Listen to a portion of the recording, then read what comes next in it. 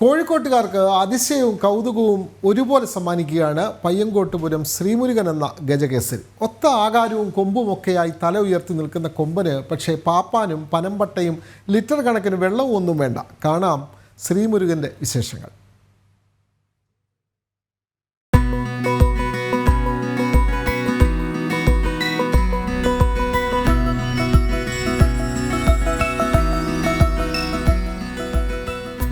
അടിയോളം ഉയരത്തിൽ കൊമ്പുകുലുക്കി ചെവിയാട്ടി നിൽക്കുകയാണ് പയ്യങ്കോട്ടുപുരം ശ്രീമുരുകൻ.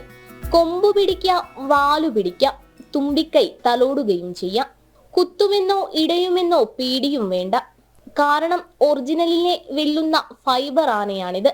തിരുവമ്പാടി ശിവസുന്ദരനെ പോലിരിക്കുന്ന മുരുകന്റെ ഉടമസ്ഥർ മേളക്കാരനായ ശബരീഷും അഷ്ടപതി ഗായകനായ കൃഷോബുമാണ്. ആന എന്ന് പറഞ്ഞാൽ ആർക്കും ഇഷ്ടപ്പെടുന്ന, ഒറ്റ നോട്ടത്തിൽ ഇഷ്ടപ്പെടുന്ന ഒരു കാര്യമാണല്ലോ. ഞങ്ങളെ സംബന്ധിച്ച് ഒരു സ്വന്തമായിട്ടൊരു ആന വാങ്ങണമെന്ന് ഒരുപാട് കാലത്ത് ആഗ്രഹമായിരുന്നു. പക്ഷെ അത് ജീവനുള്ളൊരു ആനയെ വാങ്ങാൻ നമുക്ക് എന്തായാലും പ്രയാസമാണ്. അപ്പം ജീവനുള്ളതുപോലുള്ളൊരു ആനയെ വാങ്ങണമെന്നായിരുന്നു. അതിപ്പം സഫലമായത്.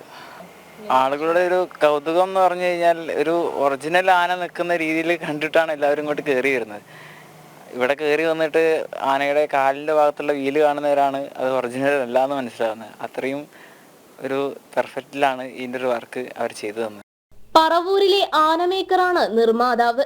5 ലക്ഷം രൂപയാണ് നിർമ്മാണ ചെലവ്. സ്റ്റാൻഡ് ഉൾപ്പെടെ 11 അടിയാണ് ഉയരം.